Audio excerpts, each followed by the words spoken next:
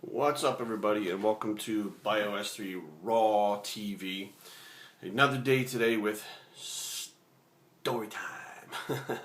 So, alright, you guys, some of you guys have asked me to do a video or talk a little bit about becoming a personal trainer.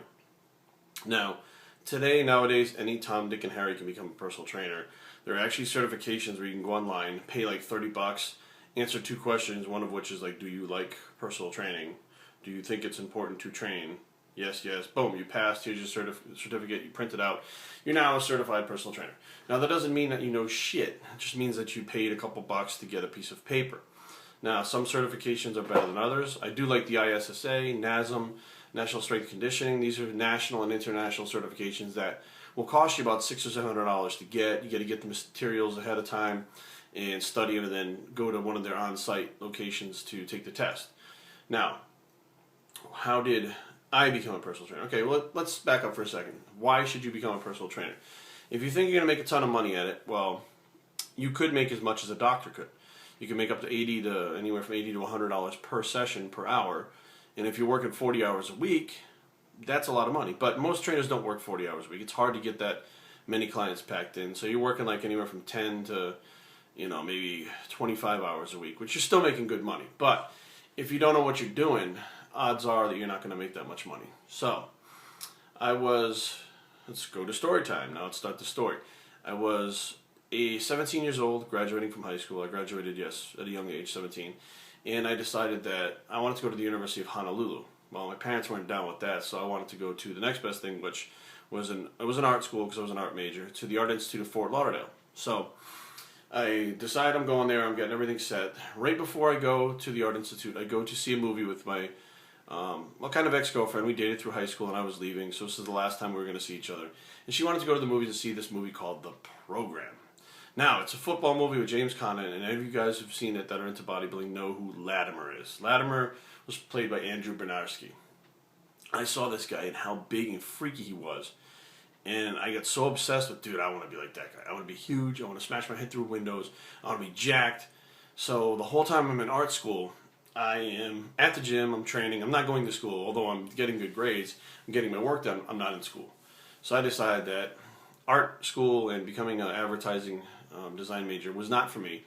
So I decided to come home, excuse me, and I need to get a job while I figure out what I'm going to do.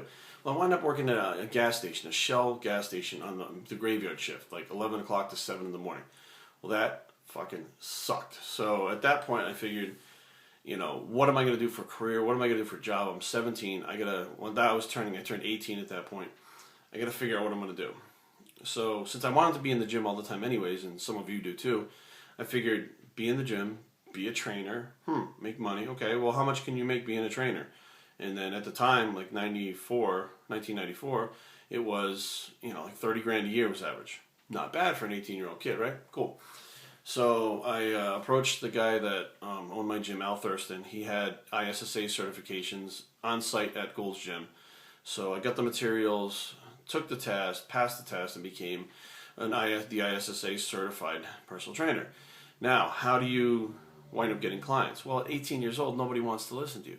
At 19 years old, nobody wanted to listen to me because I had the book knowledge of what I had learned from the ISSA, but I didn't necessarily know how to apply it to what I was going to do with my clients. And that's where experience comes in. Now, I had some experience in the gym because I was competing as a competitive bodybuilder already, and I knew my way around the gym, but I wasn't sure how to apply it to someone else. So that took a little bit of time. So now, the way you kind of get clients is you offer to train people, and they don't pay you. So you try this with them, you try to tell them, I'm starting out, and I'm trying to learn how to apply this, and I know what I'm doing, I think, but, and usually you wind up with your buddies, or family members, or people that are just willing to say, okay, we'll give you a shot and take a chance on you. So I wound up landing at Bally's in East Providence, Rhode Island, which they had this service instructor position, which was like you took them through the life fitness circuit and stuff like that. And Bally's was the one that gave me my first official job as a personal trainer, and that's where I started. And I remember, like these guys like Ian and them, I remember having a lot of knowledge that I had learned from books, and I read everything, and I was ready to go, and I thought I knew more than those older trainers that were 30 and 35 and 40, but the fact of the matter is I knew the stuff that was coming out of that book really well, but I didn't know how to apply it like, those other guys had that have been around for a while. So that way there, basically, starting at the bottom, you cut your teeth in the business and you learn to develop and hone your skills, almost like being an apprentice, like an electrician or something like that, and develop your own style of training. And then, from there you go on. I left Bally's and actually got out of the training field for a little while.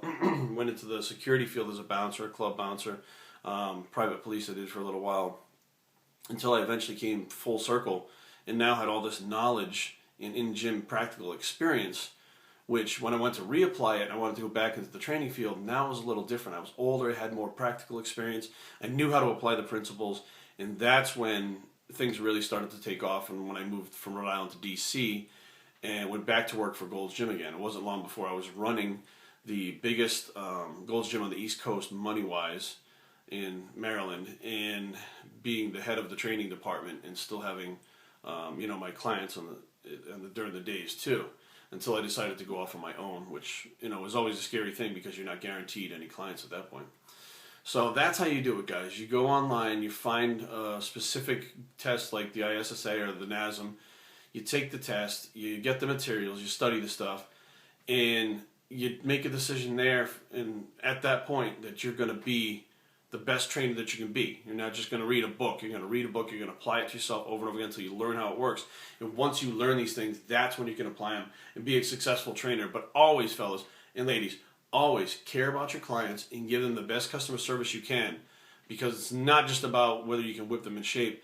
It's about them learning stuff from you in the process too, and learning about their body and the whole process from beginning to end till where they reach their fitness goals. So, BioS3Training@gmail.com if you want to leave comments and stuff down below.